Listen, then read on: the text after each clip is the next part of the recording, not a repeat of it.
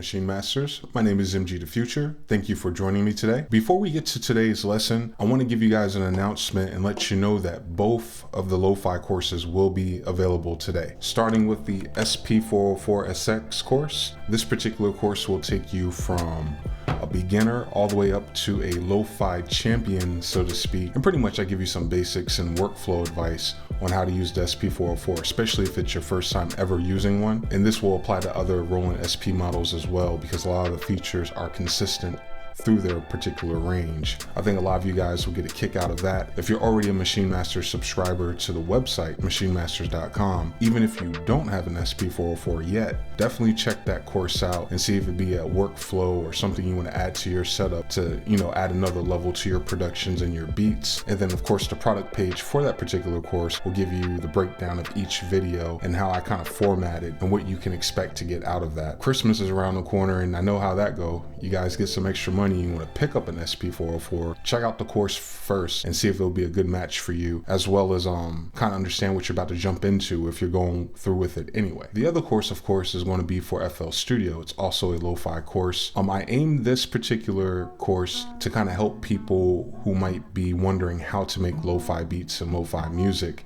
but have some kind of experience with FL Studio. Even if you have no experience with FL Studio, I would advise you to check it out because you might be able to apply some of these concepts to any program. I try to keep the knowledge universal, especially the key point of this particular course is going to be the discussions and giving you context, tips, how to find samples, how to find communities, what to expect once you know how to make lo-fi beats. And I kind of explained the dynamic of that particular subgenre and culture. But in that video, there's a lot of tips and techniques on how to use FL Studio to make lo-fi beats without any additional plugins. I completely use stock plugins in FL Studio to achieve a lo-fi sound and give you a lot of cool workflow tips. And a lot of the techniques I learned on Sp404, I then applied to FL Studio and created a very similar workflow to kind of give you that convincing live human element to our productions and sample-based beats, kind of in the vein of a J Dilla. As part of these two courses coming out today, I'm actually going to share one of those techniques publicly, which is how to achieve a lo-fi sound in FL Studio for everybody, just so you get a taste of what that's about. It works perfectly for the tutorial for today. But anyway, thank you guys for listening to this part of the video. If you're interested in those courses, definitely check the links below. They should be available by the time you see this. And as always, leave me any feedback, reach me on social media if you have any questions after watching the course. Now let's get back to business. All right. On today's tutorial, I ended up picking a song that was recently released by young Jeezy on his album Pressure. The song is called American Dream. And the reason why I picked it is because I think it's really big for the culture because it features Jeezy, Kendrick Lamar, and J. Cole. And all of these guys are pretty much the best at what they do respectively. And this track is really good. It's going to pick up a lot of traction soon. It was produced by Why Not. So technically we can say this is how to make a Why Not type beat or how to make a young Jeezy type beat. But I think it's more important to show you what went into making this beat to kind of give you some concepts and context and doing your own thing. This particular track, if you haven't listened to it yet, definitely do so. This track itself, it samples a song called Flying by Bilal. If you guys are not familiar with Bilal, you might have to go back a little bit. There's a Scott Storch produced Bilal track called Fastlane, and I believe that was during the Scott Storch Dr. Dre era, and that was a pretty catchy song as well by him. I'm assuming Bilal's independent at the moment, and instead of it being a old throwback sample on this Jeezy track, it's actually fairly recent. It's from 2010, in fact. So in my FL Studio project, I've done a few things. First thing I did was tap the tempo of the sample itself, which is Bilal Flying. And then I also, on top of that, added some filters to it so we could play it during this video. The tempo ended up becoming 77 beats per minute. Ironically, that's the tempo of the Young Jeezy record as well. More of that goes into my theory that music is starting to get closer to the hip hop range, 80s and 90 beats per minute. In doing this kind of track, I quickly realized that Why Not picked a really good sample that was pretty much all there for him. All he had to do was follow the drums and add his own thing. It kind of gives us that Dipset Cameron feel when he did it this way because of that tempo. Here's the drums that I put that I layered with that sample, and I'm going to play them together so you can see and hear it.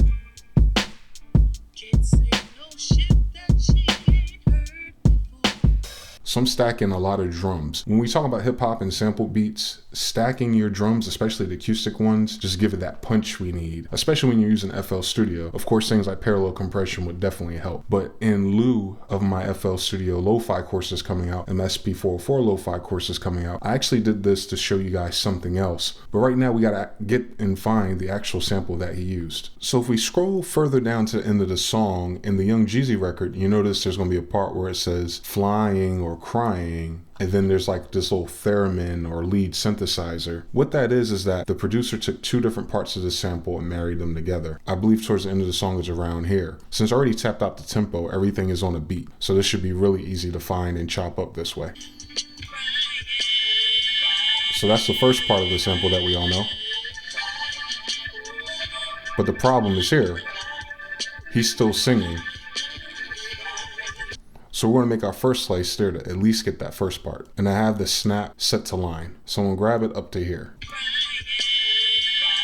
You can use this if you want, but there's a breakdown there, so he's not using that. There's a vamp section with a lot more words, but it ends differently.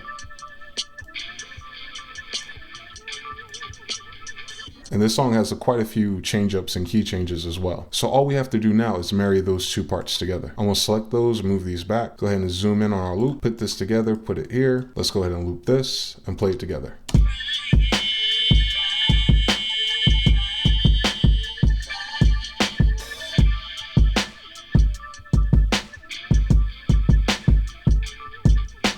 So that's pretty much it in a nutshell. But what I want to do is remove the filters and process this one correctly. So I got Edison. First thing I'm going to do though is move it down. And before Edison, I'm going to put a low pass filter on this sample just to kind of give us or put us in that lo-fi vein. So I'm going to use a simple low pass filter. I'll turn this resonance down a little bit. That works good. And you can also high pass it if you want, because you know that the drums and everything's in the way. But I'm just going to go ahead and record that to Edison. I'm going to set Edison to on play, and it's only going to record the sample itself. All right, so now I got the take of that sample with that filter going into Edison, just a simple low pass. I want to use this selection with my arrow keys on my keyboard. I'm going to grab it, go to edit, and I'm going to trim it. Now the thing about lo-fi, and this goes back to the old Noah 40 filter. He gave us this clue a long time ago, and we've all talked about it. He's not using low pass filters. He's not just using Air lo-fi plugins. He's using sample rate reduction. And for whatever reason, I completely overlooked that in FL Studio. And I know a couple other people who are aware of it because I made this post on Twitter and one guy actually said, is it this thing? And I was like, well, if you knew that, how come we haven't been doing that? Why are we buying so many plugins? So I'm going to explain it. So basically the behavior of what Noah 40 does, Edison does already. And Noah had the challenge of when he did it in Pro Tools, exporting and changing sample rates, it time stretches your audio. And when it does that, you have to re-import it at a different session. He made it seem like he was doing a whole lot of steps to fix something to achieve that effect. Edison actually has a button that fixes it for us, and we should have been using it from day one. So forgive me if I'm late to the party, but I just want to make sure everyone knows about this now so we could put this Drake filter thing to the rest. Also, with this particular low pass filtering technique, it helps you get the busier samples calmed down. Very similar to this Jeezy track, so it's not doing as much, and it'll sound better in the long run for it. So once you have whatever you're going to loop in Edison and its range, what we want to do is right click on sample rate. Who would have thought? Now from here I'm going to do a couple of things though. Format, I wish we had 12 bits because then it would be like the Akai MPC 60, but I want to switch this to mono just for the sake of my own example. And then the sample rates, this is the tricky part, because if you go under 441, it's going to pitch down, and that's what everyone gets in trouble for. Like, it's hard to fix. Even if you try to retime stretch it in Fruity Loops, it sounds terrible. Sample rate that I like to use though is 11025. Reason being, that is the lo-fi sample rate exactly of the Sp404. So we can go ahead and hit accept on it, change our waveform a little bit. Now it's going to sound more pronounced and more lo-fi. Cool. Now we could take that, place that into our project. We can kind of A/B it. So let's play the new one and then switch it to the old one. Yeah.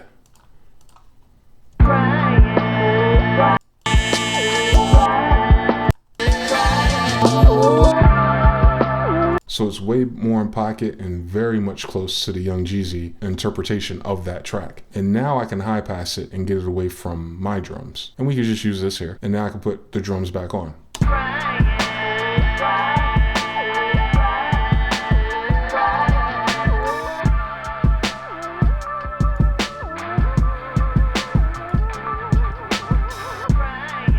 I'm gonna go to my master track and take the whole thing and do the same exact process together with the drums. All right, let's select our first take, right click sample rate. We're gonna keep it on stereo this time. We're at 16 bits. Let's go back to Sp404. You can experiment with lower sample rates if you wish. Just make sure no matter what you choose, keep resample on so it doesn't change the nature of your track. Oh yes. Then we go for the gusto, put that into the project, mute the rest. On the track of this itself, let's see what it sounds like though.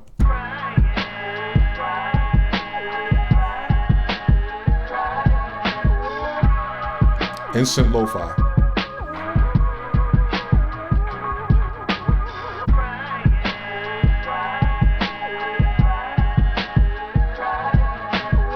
So from that point, all you got to do is add a bass line. You can clean that up or lo-fi the bass too, add some organs, add some pianos, keys, whatever you want. And you can kind of see where this process will take you. But there's some other things to it too. There's a lot of taste and other methods for the bit reduction that FL Studio can do. And there's things in terms of if you're trying to make lo-fi music, there's an order of operations for certain plugins.